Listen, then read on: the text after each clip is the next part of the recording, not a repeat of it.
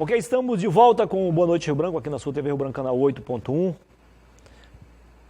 Mais uma vez, obrigado pela sua audiência, você que nos prestigia na capital e também no interior, de Bujariri, Quinari, de Porto Acre, Capixaba, Plácio de Castro, Acrelândia, parte de Sena Madureira também, todo mundo ligado aqui, né, melhor.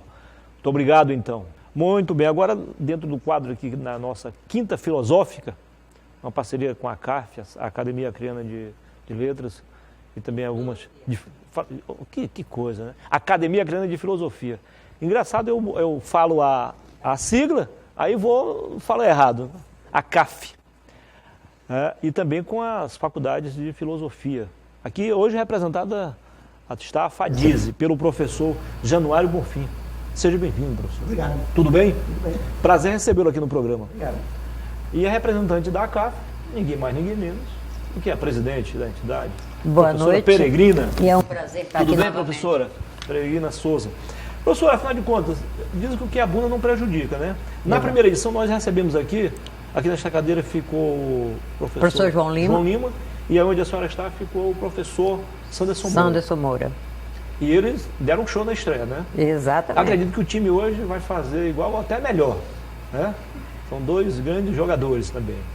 E a senhora explicou o que motivou, então, essa série de debates, mas o que a bunda não prejudica, né? Vamos, então, por que surgiu essa ideia?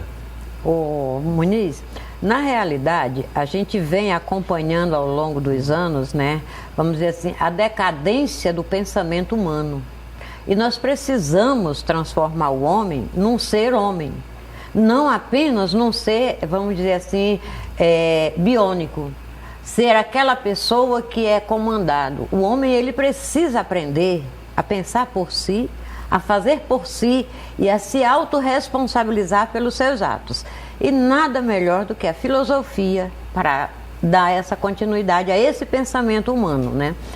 Desde a Grécia Antiga nós sabemos que o homem, ele procura nas interrogações as descobertas para suas ações, certo? Então agora, como presidente da Academia Acreana de Filosofia, nós tivemos, a diretoria teve a ideia, né, de fazermos uma parceria com as demais instituições que abraçam e que trabalham com a causa filosofia, porque nós sabemos que a filosofia ela é a mãe de todas as ciências, né? Foi a partir da filosofia que surgiram os matemáticos, os historiadores, os físicos, né? E todas as outras ciências, inclusive a medicina. E nós fizemos esse convite ao FAC, fizemos o convite à Sinal. Por sinal, eu estou aqui hoje representando o professor Assis da Sinal, que ele deveria estar aqui hoje por problemas pessoais, ele não pôde, né? A gente já deixa o agradecimento à Sinal aqui, mas a gente vem dentro da instituição Academia Acreana de Filosofia, trabalhando essas instituições e trabalhando a ciência filosófica. Então, hoje nós temos aqui o professor Januário, que vai falar sobre a filosofia na América Latina, né? Que, querendo ou não, existe uma discordância muito grande dentro de alguns setores que acham que a filosofia tem que ser aquela filosofia medieval, de antigamente. E já nós pensamos em uma filosofia contemporânea, né? Já adaptada para a nossa América Latina, não é isso, professor? Então, pode fazer, vamos dizer assim, uma reviravolta dentro desse contexto filosófico, né? Mostrando que nós podemos fazer com que o ser humano ele busque um pensamento diferenciado, mas que esse pensamento diferenciado e estudioso e grandioso saia de si mesmo, né? Para que a gente possa encontrar as nossas respostas para as nossas perguntas. Professor Januário Narciso Mendes, que é o nosso patrão, nosso paizão aqui, ele é um cara que lê muito e acaba estimulando nós também a entrarmos nessa. Ele acabou de me dar 2 livros para me ler ao mesmo tempo. Um deles é o Manual do Perfeito Idiota Latino-Americano. E o outro, que são 3 escrituras, dos mesmos autores também, o outro mais recente, A Volta do Idiota. E aí nós vamos falar sobre filosofia na América Latina. Então, só fazendo uma referência, como é fazer filosofia, como é ser um filósofo na América Latina. Bom, eu acho que para começo de conversa, a filosofia, ela de imediato assusta. Se você perguntar assim, você está fazendo filosofia? Sim. Onde é que tem um escritório de filosofia? Se eu preciso de um dentista, se eu preciso de um médico, se eu preciso de um engenheiro, eu tenho alguém lá no escritório que me atende, que tem todo um procedimento. Onde é que está o escritório do filósofo? Né? E aí quando fala, você faz filosofia? Sim. Aí está cercada de uma série de outros preconceitos, né? Uma compreensão do que seja filosofia. E aí, digamos assim, é impossível o homem viver sem pensar. Se pensar é, digamos assim, responder os problemas da existência humana, a filosofia está presente. Né? Mas por uma certa conveniência, que eu não daria aqui para a gente delinear tudo, né? No caso dos políticos, por exemplo, os que têm poder de decisão, em cada ato, em cada decisão, tem um ato filosófico. Tem um ato filosófico. É? E aí daquele que não usa a filosofia para aplicá-la à política. Normalmente se dá mal. Exato. Digamos assim, uma lei para chegar ao ponto de lá ser redigida, aprovada, enfim, passou por uma série de discussões anteriores que é de cunho filosófico. Está certo ou não está certo? Está errado? É justo ou não é justo? O que é justo, o que não é justo? É legal ou não é legal? Pois é, essas discussões são filosóficas. Né? Bem, então se a filosofia já parte com esse pano de fundo todo, com esse imaginário do popular, você imagina quando eu falo agora, mas existe uma filosofia local na América Latina? Aí o problema aumenta. E eu sou um apaixonado por esses desafios. Né? Desde o meu tempo de academia em Campo Grande, Mato Grosso do Sul, né? Me chamou a atenção essa disciplina e eu venho estudando de lá para cá, tentando estudar o que posso, né? E eu sou apaixonado por essa coisa. Existe uma filosofia na América Latina? Aí nós temos algumas vertentes. Uns dizem que não existe, porque a nossa filosofia, as nossas academias, as nossas faculdades são meras repetidoras de pensamentos historicamente desde os gregos, né, que vem sendo repetido, que foram pensamentos que foram elaborados para resolver problema deles na época. E existia uma necessidade e eles elaboraram as respostas. Isso vem percorrendo toda a história. E o que nós temos nas academias, nós estudamos filósofos, faz-se monografia sobre filósofos. Mas escuta, e a nossa autenticidade?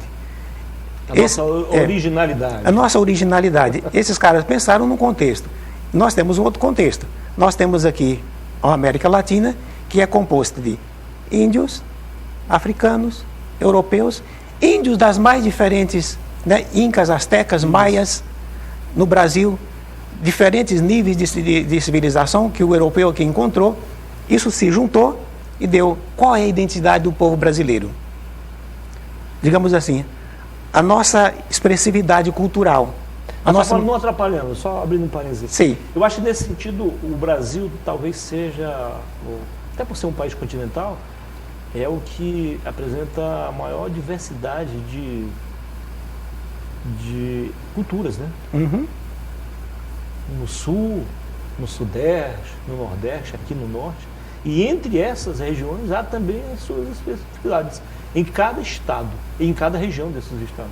Impressionante isso. Né? Exatamente. Eu tocou num assunto aí que me chamou a atenção também. Por exemplo, eu discuto isso na sala de aula de filosofia com os meninos, eu digo assim, a gente não fala, o acriano, quando eu digo o acriano é assim, eu estou dizendo o quê? De um modo de pensar acriano. Isso. Então, digamos assim, não dá para mim importar um pensamento, digamos, que resolva o modo de ser do acriano. Então, há necessidade de eu defender, eu venho de fora, né? Sou do estado de São Paulo, mas venho aqui. Agora, como me apaixonar, eu tenho que ter um olhar diferenciado. A filosofia que eu estudo dos outros, ela tem que me iluminar. Sim. Para que eu aprenda a encarar e olhar com serenidade, com apreço, com a paixão, que eu estou dentro de um outro grupo humano, tá certo? Que tem um modo de pensar. Né? Agora você amplia isso, as regiões do Brasil, vai. Né? Então, no final, eu tenho um todo que tem uma certa problemática que são próprias desse Brasil, da América Latina. Né?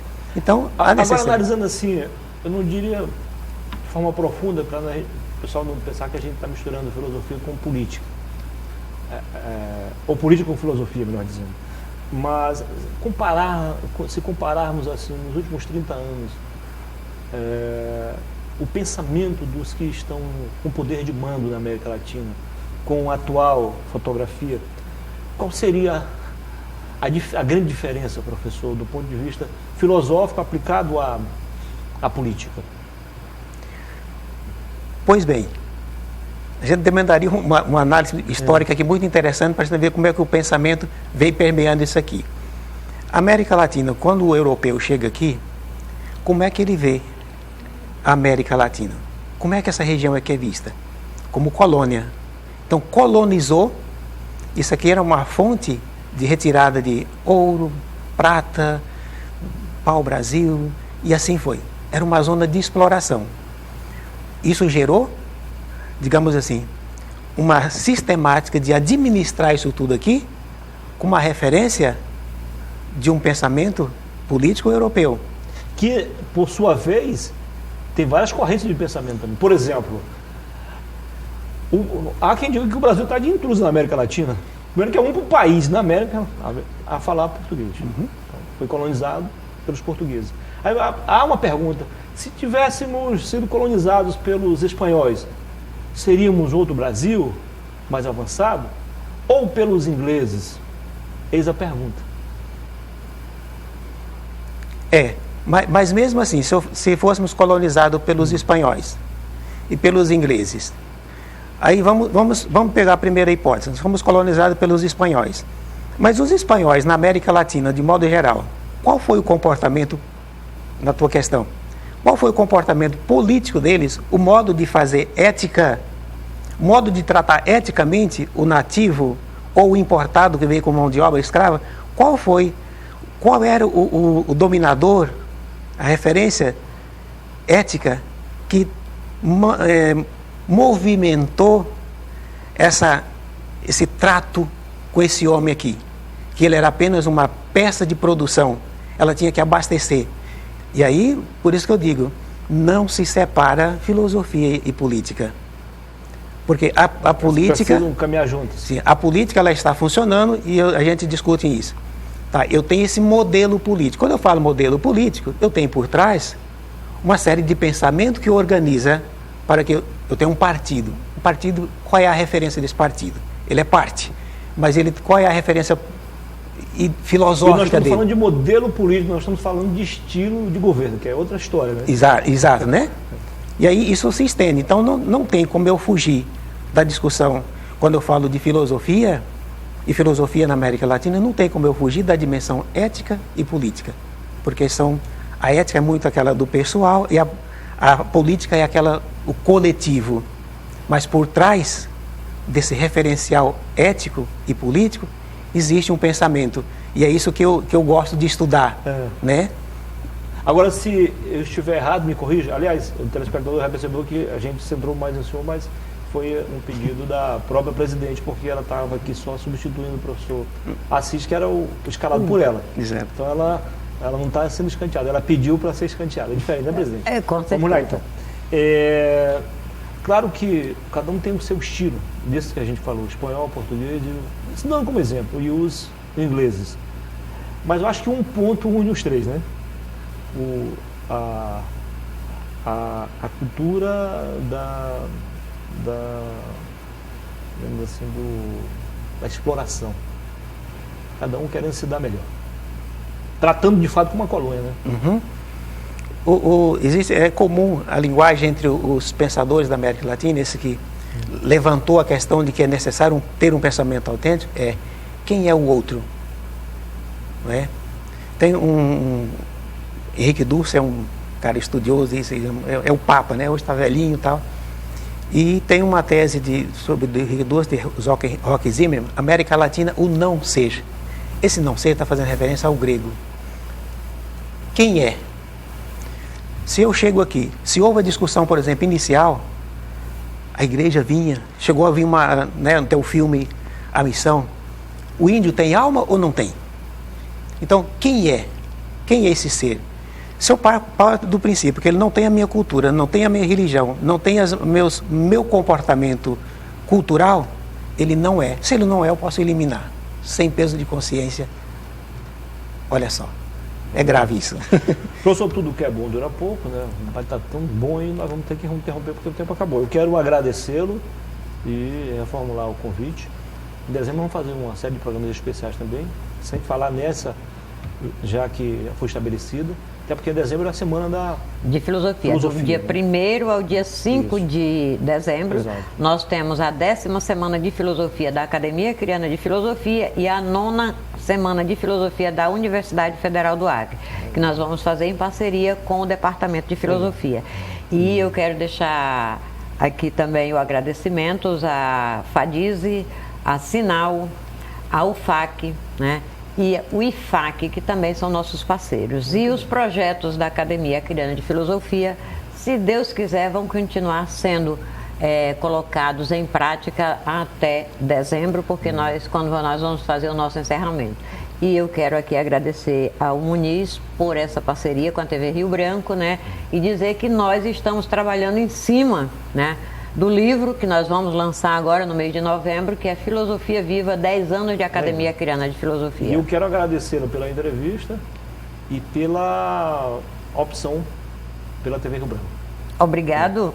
E eu é quem agradeço. Nos sentimos honrados, tá bom, presidente? A honra é toda nossa. Muito obrigado também, professor Januário. Foi um prazer recebê-lo aqui. Gostei muito da sua espontaneidade, a originalidade na conversa. Muniz, e tomando a parte um pouquinho, eu quero dizer aqui, deixar só um lembrete, assim que nem o professor Januário colocou aí. Gente, se a política hoje, os partidos políticos seguissem à risca a filosofia política, talvez nós não tivéssemos tantos problemas que nós temos hoje no governo do Estado. Certamente. O que é que nós temos no E governo no hoje federal, politicamente? Né? A falta do diálogo.